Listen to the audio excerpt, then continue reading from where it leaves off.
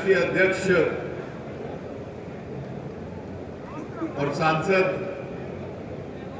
श्रीमान अनुराग ठाकुर जी, मध्य प्रदेश के मुख्यमंत्री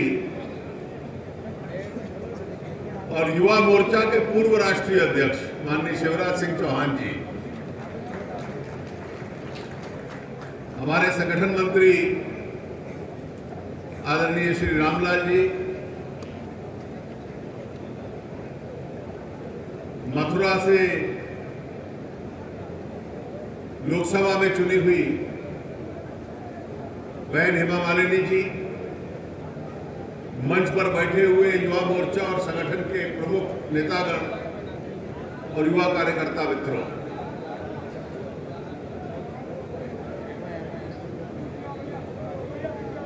इस धार्मिक और सांस्कृतिक केंद्र में जो जिला पंडित दीनदयाल उपाध्याय जी की जन्मभूमि भी है,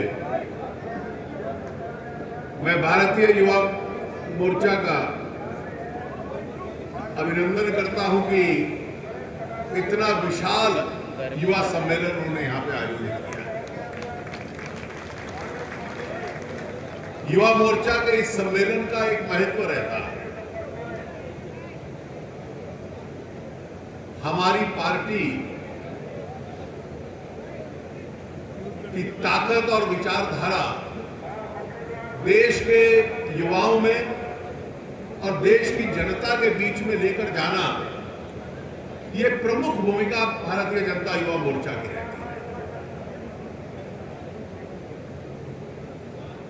भारतीय जनता युवा मोर्चा उस विचारधारा का प्रतिनिधि है जो आजादी के बाद से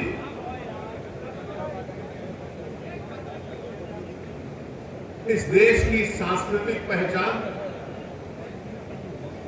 इस देश की राष्ट्रीयता और राष्ट्रवाद का प्रतीक रही है।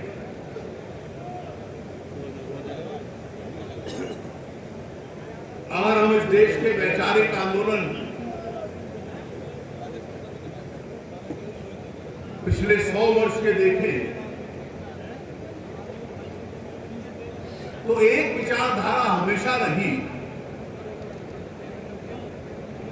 जो इस देश की मिट्टी के साथ जुड़ी हुई थी, इस देश के इतिहास, इस देश की सभ्यता के साथ। महर्षि अरविंद, स्वामी विवेकानंद, उसके बाद कांग्रेस पार्टी में कई नेता उस प्रकार के थे, पंडित मदन मोहन मालवीय, सरदार पटेल, डॉक्टर श्यामा प्रसाद मुखर्जी, अलग अलग संगठनों में अलग अलग समय पर भी रहे, लेकिन एक विचार था जो कहीं ना कहीं इन सबको जोड़ता था। और देश के सामने कभी भी चुनौती आती थी तो देश की रक्षा के लिए, देश की एकता के लिए ये विचार खड़ा हो। देश की सभ्यता, इस देश की पहचान, उसको लेकर गर्व था, इनको कोई शर्म नहीं थी। एक कांग्रेस की विचारधारा भी थी और उसके साथ साथ एक छोटे स्तर तक साम्यवादियों की भी एक विचारधारा, वामपंथियों की एक विचारधारा। और जब जब इस देश के सामने चुनौती आई तो मूल टकराव जो हुआ है उन राष्ट्रवादी ताकतों का उस साम्यवादी विचारधारा के साथ। गांधी जी ने जब आजादी का आंदोलन का नेतृत्व कर रहे थे तो गांधी जी सामंतवादी ताकतों के प्रतिनिधि हैं। इस देश के साम्यवादी नेता ये कहते थे, वामपंथी नेता कहते थे। जब गांधी जी ने भारत छोड़ो आंदोलन का आवाज उठाई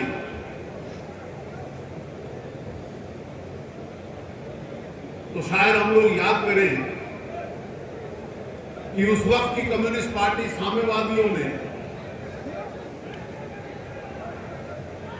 स्वतंत्रता आंदोलन का पूर्ण रूप से विरोध किया।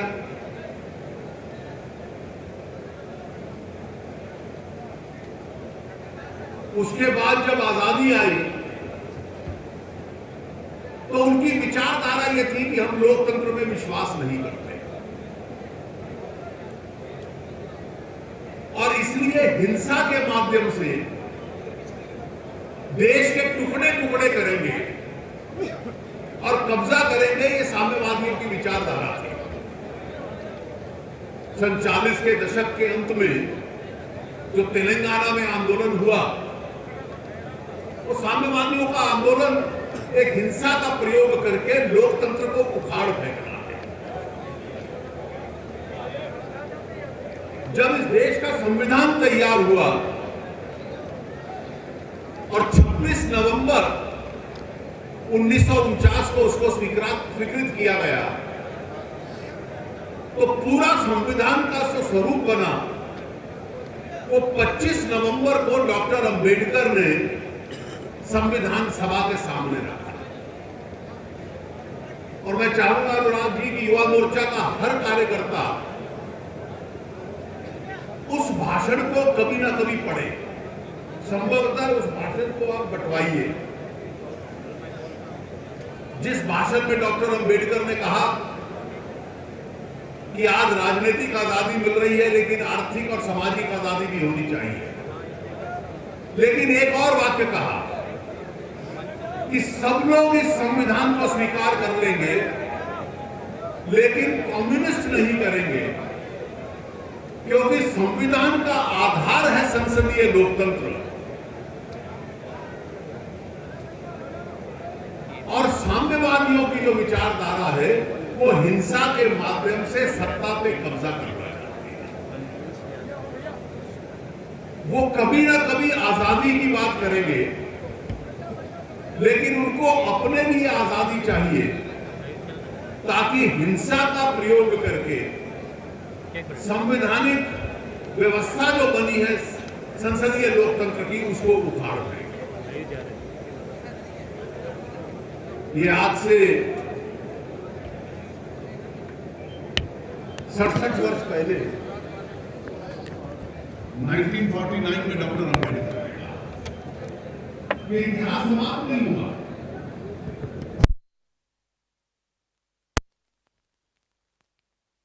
उन्होंने कहा कि आक्रमण चीन ने नहीं किया, आक्रमण भारत ने किया है। तो देश के हित के खिलाफ बोलना ये उनकी एक ऐतिहासिक परंपरा थी। इमरजेंसी लगी, इंदिरा जी ने लगाई, कांग्रेस ने लोकतंत्र की हत्या की, तो कम्युनिस्ट पार्टी जो थी सीपीआई, वो एकमात्र राजनीतिक दल था जो इमरजेंसी में के समर्थन में कांग्रेस के साथ खड़ा हो गया। लोकतंत्र का गला दबाया जा रहा था और उनका लोकतंत्र में विश्वास नहीं था।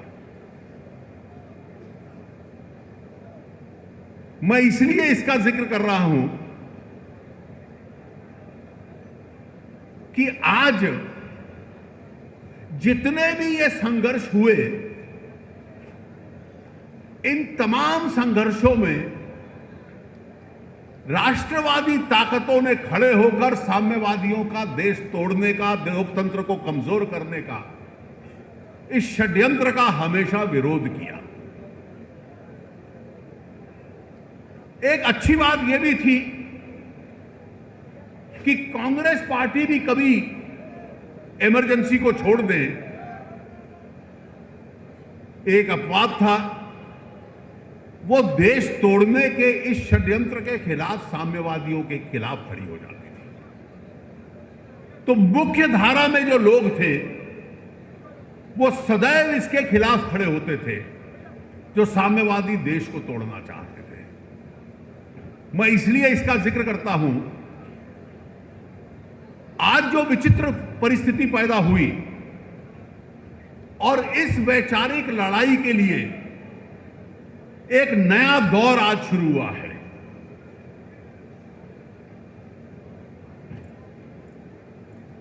कोई याकूब मेनन की याद में कार्यक्रम करना चाहता है, कोई अफजल गुरु की याद में कार्यक्रम करना चाहता है। कौन लोग थे? एक छोटा वर्ग था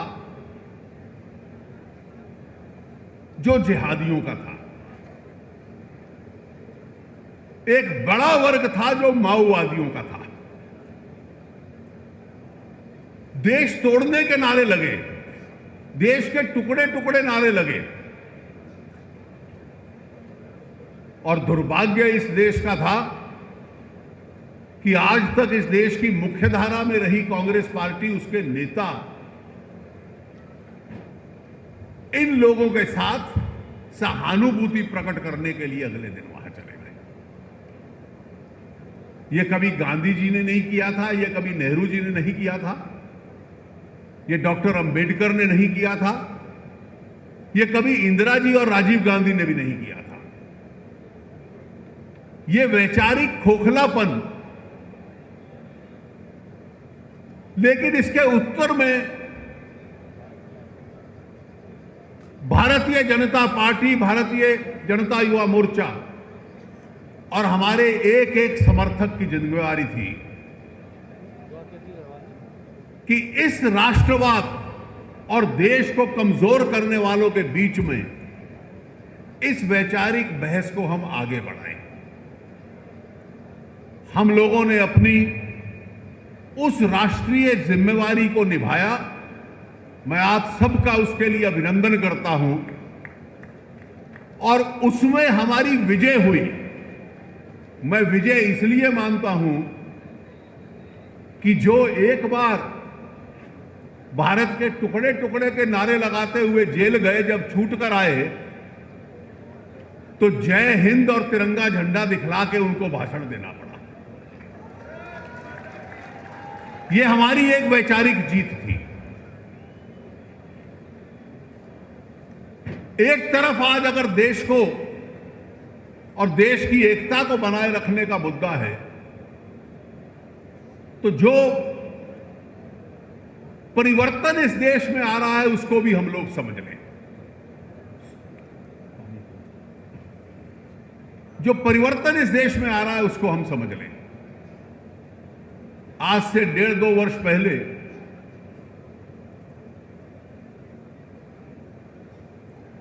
जो पूरे देश में चुनाव हुआ 2014 में, उस चुनाव में मूलतः 3 विषय थे। एक विषय था कि देश को नेतृत्व चाहिए था, नेतृत्व की भूख थी इस देश में। 10 साल तक ऐसी व्यवस्था देखना कि प्रधानमंत्री के पास निर्णय लेना और निर्णय लागू करना इसका अधिकार नहीं था, और इसलिए मोदी जी की तरफ पूरा देश देख रहा था। और मोदी जी के नेतृत्व में जो इतनी बड़ी जीत हमें मिली, वो साधारण जीत नहीं थी। वो एक मजबूत नेतृत्व को देख रहा था, और साथ साथ इस देश के नौजवानों ने जो पारिवारिक वंशवाद पे आधारित राजनीतिक दल थे, और जहां नेतृत्व केवल वंशवाद के आधार पर आता था, उन सब राजनीतिक दलों को उसके नेतृत्व को ठुकरा दिया। दूसरी ओर एक भ्रष्टाचार के खिलाफ संघर्ष था जो यूपीए के शासनकाल में देखा गया। उस भ्रष्टाचार को ठुकरा दिया। और तीसरी ओर देश की गरीबी, पिछड़ापन को मिटाइए, ये आह्वान देश ने मोदी जी की चुनौती को स्वीकार किया और उनके हाथ में जिम्मेवारी दे दी। और सही मायने में अगर मैं कहूं तो भारतीय जनता पार्टी, युवा मोर्चा और मोदी जी के नेतृत्व में हमारी सरकार इसकी 3 जिम्मेवारियां बनी हैं। पहली यह कि इन्होंने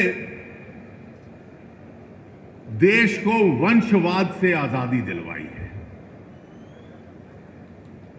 दूसरी यह कि इन्होंने देश को भ्रष्टाचार से आजादी दिलवाई है। और तीसरी यह इन्होंने देश को गरीबी और भुखमरी से आजादी दिलवानी है। और इन 3 दिशाओं में यह सरकार काम कर रही है। आप सरकार के काम को देखिए। आज 21 महीने में किसी में हिम्मत हुई, मैंने बहुत भाषण सुने कांग्रेस के नेताओं के, एक वाक्य जो किसी भाषण में नहीं आता, एक विषय जो किसी भाषण में नहीं आता, वो भ्रष्टाचार को लेकर नहीं आता। कोई टॉकिंग पॉइंट, चर्चा करने का विषय उनको नहीं मिलता। हर व्यक्ति को देश के बैंक के साथ जोड़ दिया जाए। इससे बड़ी सामाजिक सुरक्षा की योजना इस देश में नहीं हुई। जो लोगों को, गरीबों को सरकारी सहायता मिलती है, वो पूंजी उनके खातों में चली जाए। हर व्यक्ति को कहा जाए, हर परिवार को कहा जाए कि तुम्हारा बीमा होगा। किसी की मृत्यु हो जाए, किसी का एक्सीडेंट हो जाए, किसान की फसल मर जाए, खराब हो जाए, हर किसान को फसल की पूरी कीमत मिलेगी, उसका बीमा होगा।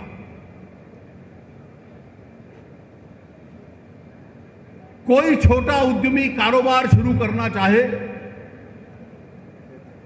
तो मुद्रा योजना के तहत उसको ऋण मिलेगा। देश की 1/3 जनता जो गरीब है, उसकी जेब में कार्ड होगा। सरकारी खर्चे पर चाहे 1 लाख और वृद्ध व्यक्ति है तो 1,30,000 तक अस्पताल में जाकर अपना इलाज करवा ले। मुद्रा योजना जिसको लाभ मिलेगा, जेब में कार्ड होगा, किसी एटीएम से पैसा ले ले ऋण के नाम पे। हर गरीब को गैस का चूल्हा मिलेगा। हर गांव की पक्की सड़क होगी, बिजली होगी, सिंचाई की योजना होगी, बीमा होगा। और एक प्रकार से गांव के प्रति श्रद्धा और गांव की अर्थव्यवस्था को बढ़ाना, यह सरकार की जिम्मेवारी होगी। और इस सबसे ज्यादा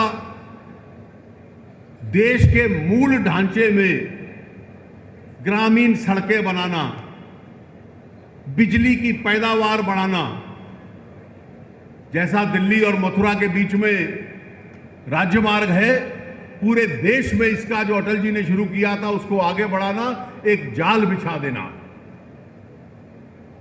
देश के छोटे छोटे शहरों में भी एयर स्ट्रिप होना, विश्व की तरह एक आधुनिक रेलवे होना। जब ये परिस्थिति हम लाएंगे तो रोजगार भी बढ़ेंगे, देश की अर्थव्यवस्था भी बढ़ेगी। और आज जो हम कहते हैं कि दुनिया में मंदी है, लेकिन उस मंदी के बावजूद पूरे विश्व में सबसे तीव्र गति पे बढ़ने वाली अर्थव्यवस्था भारत है। आज भी पूरा विश्व मानता है इस परिस्थिति को आगे बढ़ाना। मैं आज आह्वान करता हूं आप सबका कि इस वैचारिक बहस को भी आगे बढ़ाइए, संगठन को भी मजबूत कीजिए और सरकार की जो ये उपलब्धियां हैं, सर उठा के गर्व के साथ जनता के बीच में जाइए। निश्चित रूप से इस राजनीतिक संघर्ष में विजय हमारी होगी। आप सबका बहुत बहुत अभिनंदन और बहुत बहुत धन्यवाद।